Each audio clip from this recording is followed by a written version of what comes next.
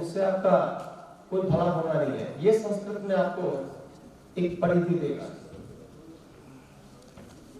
दूसरी चीज है इसमें कि टेक्निकली आप देखें, अभी जो यूपीएससी में एक 4th जीएस पेपर ऐड किया गया है एथिक्स का, इसमें हमने देखा कि जब 2013 में लागू किया गया, इसमें किसी को पता ही नहीं था इसमें लिखना क्या है और क्या प्रश्न पूछा जाएगा। तो हमारे 2 बच्चे थे, उन्होंने कहा सर क्या करना है इसमें? मैंने कहा आपको जो आता है वो लिख देना, ऐसे सिचुएशन में मिलता होगा। और एक एमबीबीएस डॉक्टर थी, शायद आप लोग जानते हैं, वो डॉक्टर मीनाक्षी कात्यायन, यह सीओ रख के गई है अलीगंज में, अभी नोएडा में विजिट किया। उन्होंने पूरे संस्कृत लिख दिया उसमें एथिक्स में और आईपीएस हो गई। ये आपके एथिक्स वाले पार्ट में अगर किसी और बच्चे को 100 नंबर आ रहे हैं तो आपको 120 करा दे रहे हैं, क्योंकि ये दूसरी जगह है ही नहीं कोई ऑप्शन।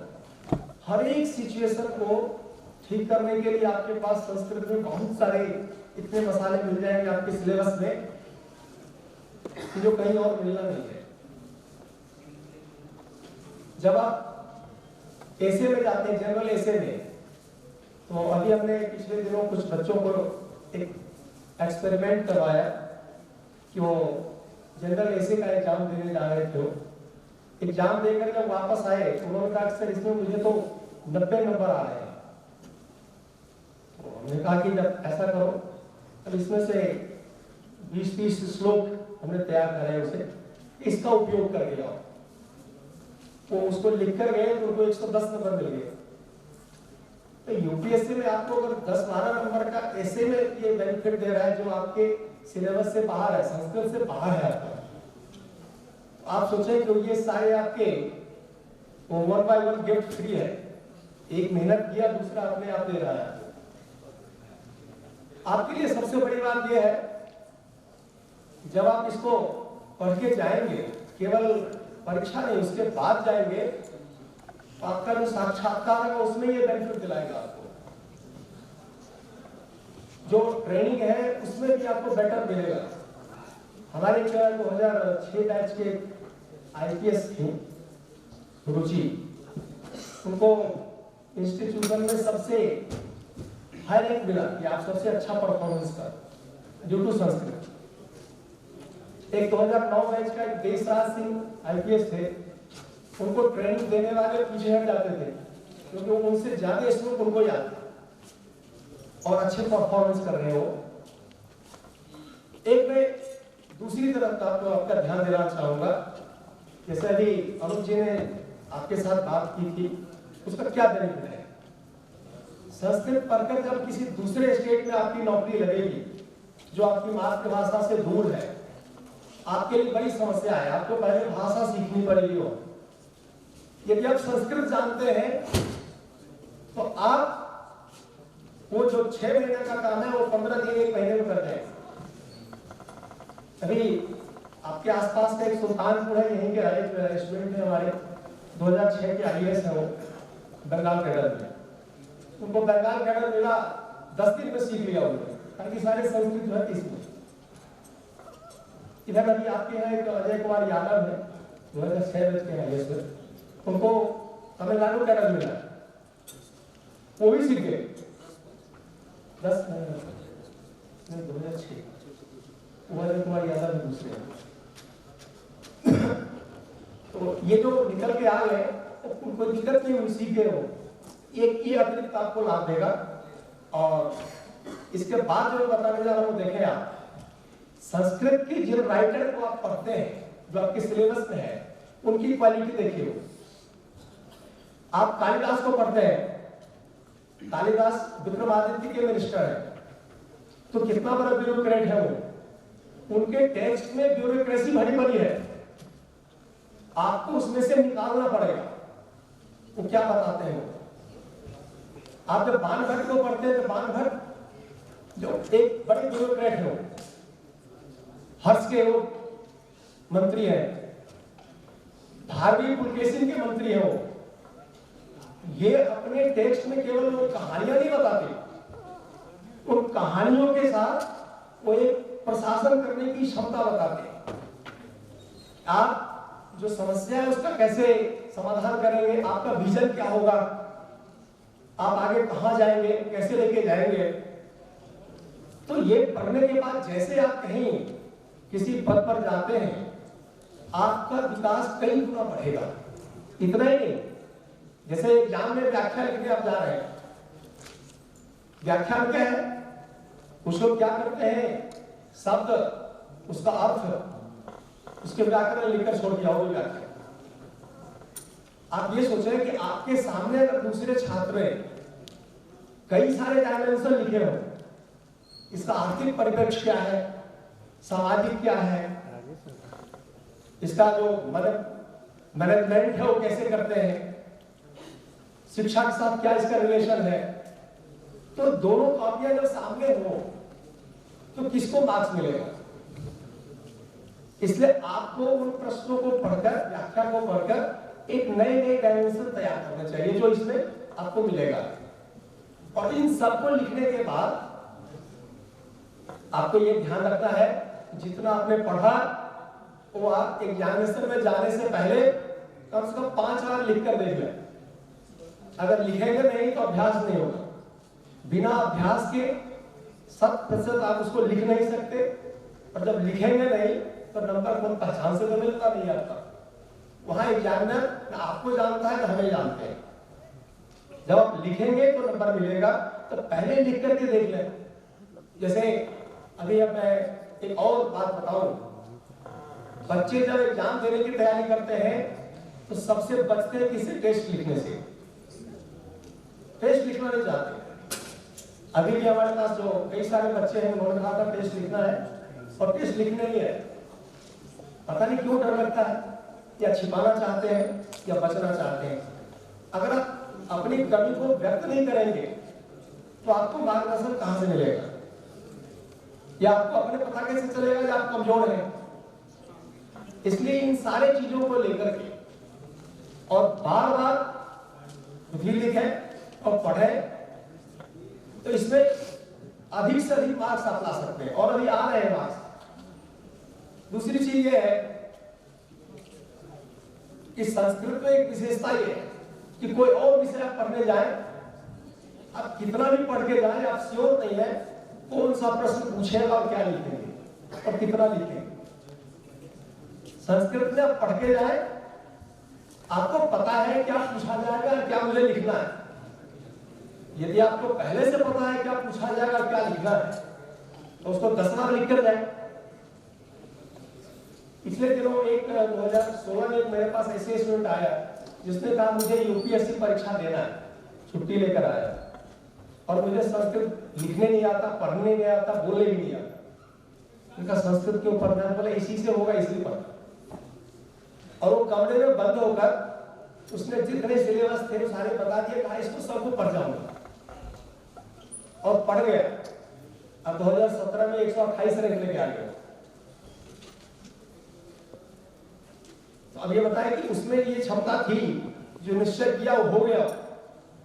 अभी बड़ी अच्छी बात चर्चा की थी इन्होंने, मैं उसको एक और दूसरे उदाहरण से आपको बता दूंगा। एक जगह ये कालिदास लिखते हैं कुमार संभव में, कि पार्वती ने कहा कि मुझे तो सफलता जो मैं चाह रही हूं, सफलता मुझे अपने रूप से नहीं मिल रहा, तो कहा अपने रूप से सफलता लेना ही नहीं चाहती, छोड़ दिया, अब मुझे एफर्ट से ले। तो उनको सबने मना किया। फिर जो नहीं मानते, कालिदास ने कहा, वहां लिखे हैं, अगर कोई व्यक्ति ये निश्चय कर ले कि ये काम मुझे करना ही है, उस व्यक्ति को आप ठीक उसी प्रकार से लौटा नहीं सकते जैसे पानी के प्रवाह यदि नीचे की ओर हो उसे वापस नहीं कर सकते आप। तो हमारी जो गति है, प्रवाह है, उसको हम इतनी तेज कर दें कि जब तक कोई मुझे पूछे, रोके, तब तक लक्ष्य तक हम पहुंच जाए। इसमें ये सारी चीजें हैं, सुविधाएं हैं, और आपको यहाँ अवसर भी प्राप्त कराए जा रहे हैं। इस अवसर को आप जितना अधिक लाभ इसका ले सकें, ये आपके लिए अच्छा होगा। इसके अतिरिक्त यदि किसी को कोई मन में अगर जिज्ञासा है तो आप हमसे संवाद कर सकते हैं। ठीक है, ठीक है, ठीक है, धन्यवाद।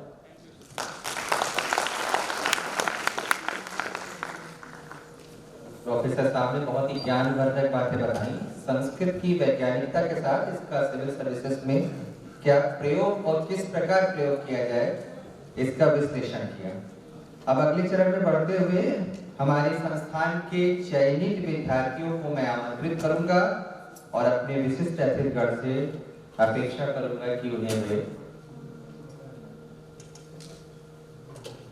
स्मृति चिन्ह वगैरह देकर सम्मानित करें। तो मैं सबसे पहले सिद्धार्थ पाठक का नाम लेना चाहता हूँ। नवी रैंक 2019 में एसडीएम पद पर संभवतः उनके वो ठीक है। Okay, I got your point. Yes please sir.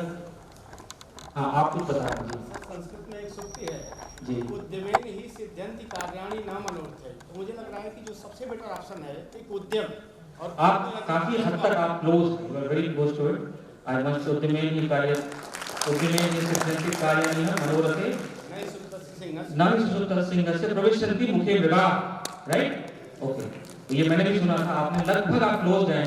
मैं उसको एक वर्ड में कहूंगा सर, अगर आपको लगता हो सर ईमानदारी, अगर हम अपने ऑनेस्टली, हाँ, वेरी गुड थिंग। जितना भी आप कह रहे हो सब लोग सही कह रहे हो, लेकिन मेरी तरफ से एक मंत्र आप गांठ बांध के यहाँ से जाना, and that's my message for you.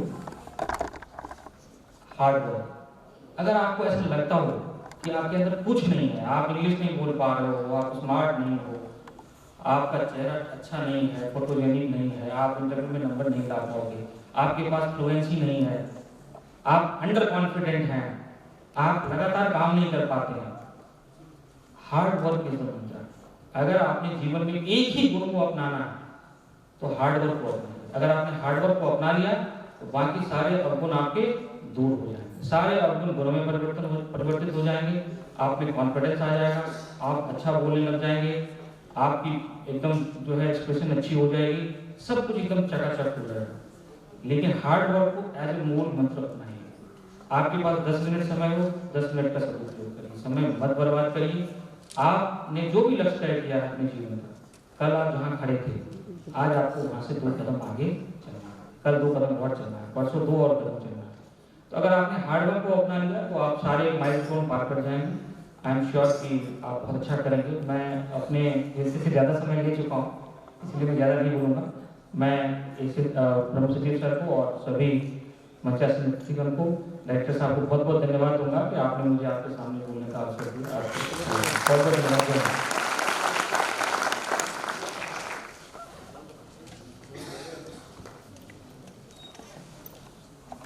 बहुत ही मोटिवेशनल और बहुत ही सहज रूप से सर ने समझाया और अपने प्रीवियस एक्सपीरियंस को बताते हुए और जो हर्डल्स, जो ऑब्स्टेकल्स हैं उनकी लाइफ के, जो उन्होंने आपसे शेयर करे, इट्स वंडरफुल। आपके लिए इंस्पिरेशन हो सकते हैं कैसे उनको इंग्लिश को ग्रोथ करते हुए कैसे वो आगे आए। And now he is an IAS officer, absolutely inspiring personality.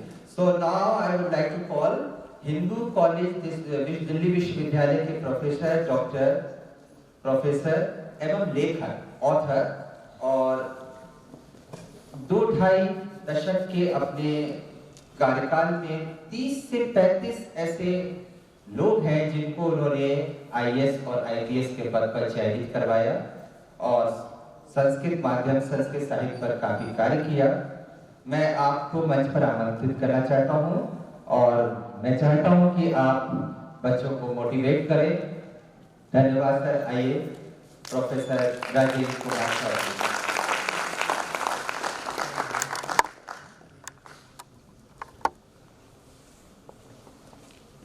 मंच पर विराजमान सभी गणमान्य गुरुओं का मैं सादर अभिनंदन करता हूं और इस कम समय में सीधे आपसे संवाद से जुड़ जाना चाहता हूं।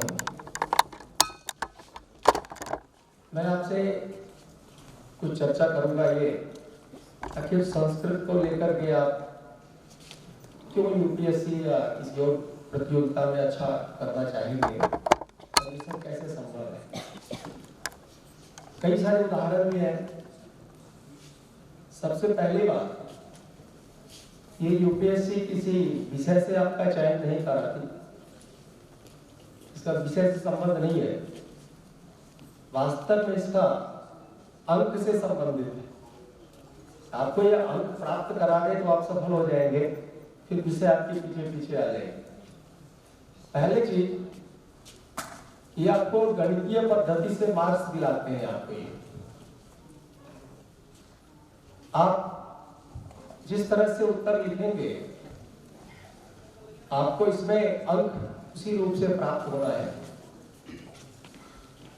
दूसरी इसकी विशेषता यह है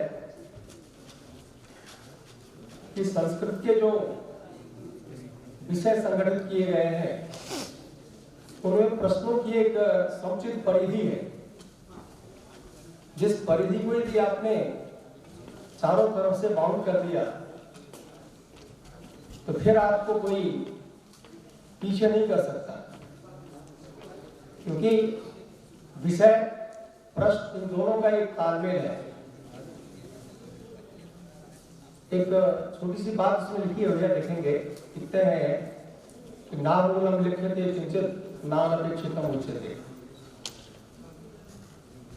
कि न तो हम कोई मूल से हटकर लिखेंगे और न जो अनवांटेड है उसको उसमें ऐड करेंगे।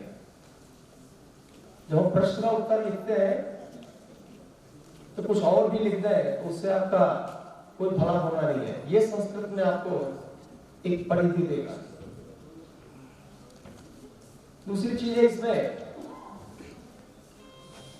कि टेक्निकली आप देखें, अभी जो यूपीएससी में एक 4th जीएस पेपर ऐड किया गया है एथिक्स का, इसमें हमने देखा कि जब 2013 में लागू किया गया, इसमें किसी को पता ही नहीं था इसमें लिखना क्या है और क्या प्रश्न पूछा जाएगा। तो हमारे 2 बच्चे थे, उन्होंने कहा सर क्या करना है इसमें। मैंने कहा आपको जो आता है वो लिख देना, इससे सिचुएशन में मिलता होगा।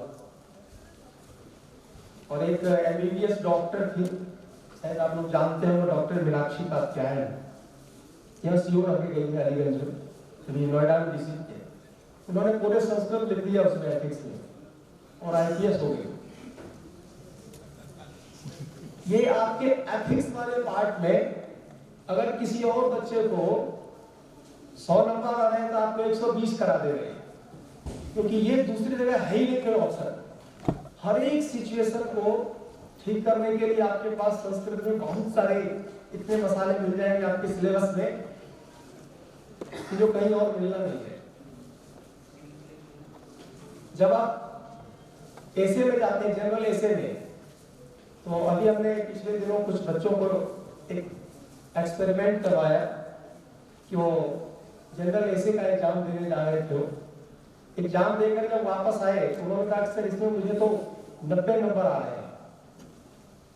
तो हमने कहा कि जब ऐसा करो, अब इसमें से 20-30 श्लोक हमने तैयार करे, उसे इसका उपयोग करके जाओ।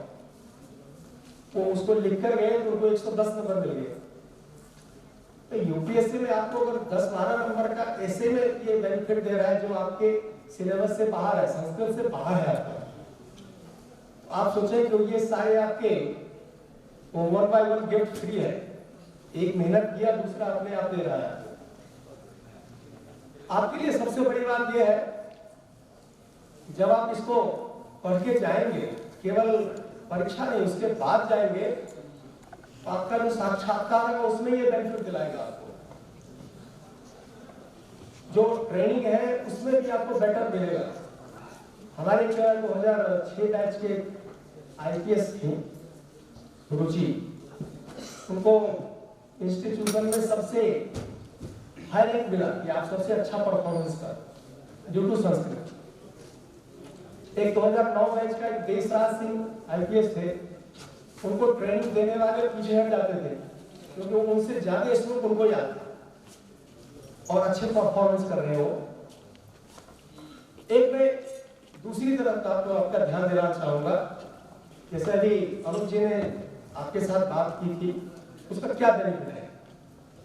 संस्कृत पढ़कर जब किसी दूसरे स्टेट में आपकी नौकरी लगेगी जो आपकी मातृभाषा से दूर है, आपके लिए बड़ी समस्या है। आपको पहले भाषा सीखनी पड़ेगी। हो यदि आप संस्कृत जानते हैं तो आप वो जो 6 महीने का काम है वो 15 दिन 1 महीने में कर दें। अभी आपके आसपास का एक सुल्तानपुर है, यहीं के एक स्टूडेंट है हमारे, 2006 के IAS है वो, बंगाल कैडर में। उनको बंगाल कैडर मिला, 10 दिन में सीख लिया उन्होंने, ताकि सारे संस्कृत जो है इसमें। इधर अभी आपके यहाँ एक अजय कुमार यादव है, 2006 के IAS में, उनको तमिलनाडु कैडर मिला, वो भी सीख गए 2006। अजय कुमार यादव दूसरे। तो ये जो निकल के आ गए कोई दिक्कत नहीं हुई, सीखे हो, एक ये अतिरिक्त आपको लाभ देगा।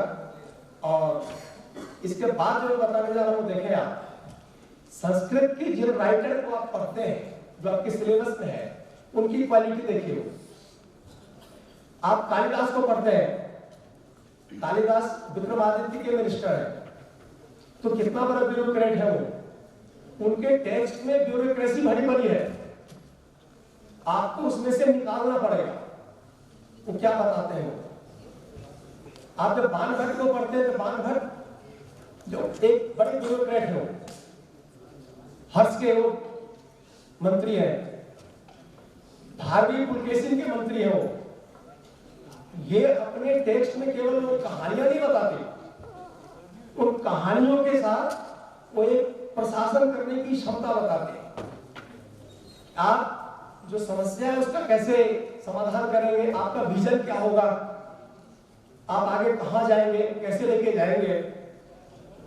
तो ये पढ़ने के बाद जैसे आप कहीं किसी पद पर जाते हैं, आपका विकास कई गुना बढ़ेगा। इतना ही नहीं, जैसे एग्जाम में व्याख्या लिखने आप जा रहे हैं, व्याख्यान क्या है, कुछ लोग क्या करते हैं, शब्द उसका अर्थ उसके व्याकरण लिखकर छोड़ दिया हो व्याख्या। आप ये सोचें कि आपके सामने अगर दूसरे छात्र ने कई सारे डायमेंशन लिखे हो, इसका आर्थिक परिप्रेक्ष्य क्या है, सामाजिक क्या है, इसका जो मैनेजमेंट है वो कैसे करते हैं, शिक्षा के साथ क्या इसका रिलेशन है, तो दोनों कॉपियां जब सामने हो तो किसको मार्क्स मिलेगा। इसलिए आपको उन प्रश्नों को पढ़कर, व्याख्या को पढ़कर एक नए डायमेंशन तैयार करना चाहिए जो इसमें आपको मिलेगा। और इन सबको लिखने के बाद आपको ये ध्यान रखना है, जितना आपने पढ़ा वो आप एग्जामिनेशन में जाने से पहले कम से कम 5 बार लिख कर देख लें। अगर लिखेंगे नहीं तो अभ्यास नहीं होगा। बिना अभ्यास के 100% आप उसको लिख नहीं सकते, और जब लिखेंगे नहीं तो नंबर खुद पहचान से तो मिलता नहीं आपका। वहां एग्जामिनर आपको जानता है, हमें जानते हैं। जब आप लिखेंगे तो नंबर मिलेगा, तो पहले लिख करके देख लें। जैसे अभी अब मैं एक और बात बताऊं, बच्चे जब एग्जाम देने की तैयारी करते हैं तो सबसे बचते हैं लिखने से, टेस्ट लिखना नहीं चाहते। अभी भी हमारे पास जो कई सारे बच्चे हैं, उन्होंने कहा था टेस्ट लिखना है, और टेस्ट लिखना ही है। पता नहीं क्यों डर लगता है, या छिपाना चाहते हैं या बचना चाहते हैं। अगर आप अपनी कमी को व्यक्त नहीं करेंगे तो आपको मार्गदर्शन कहां से मिलेगा, या आपको अपने पता कैसे चलेगा कि आप कमजोर हैं। इसलिए इन सारे चीजों को लेकर के और बार बार भी लिखें और पढ़ें, तो इसमें अधिक से अधिक मार्क्स आप ला सकते हैं, और अभी आ रहे हैं मार्क्स। दूसरी चीज ये है कि संस्कृत में एक विशेषता ये है कि कोई और विषय आप पढ़ने जाए, आप कितना भी पढ़ के जाए, आप श्योर नहीं है कौन सा प्रश्न पूछेगा और क्या लिखेंगे और कितना लिखेंगे। संस्कृत में आप पढ़ के जाए, आपको पता है क्या पूछा जाएगा, क्या मुझे लिखना है। यदि आपको पहले से पता है क्या पूछा जाएगा, क्या लिखना है, तो उसको 10 बार लिख कर जाए।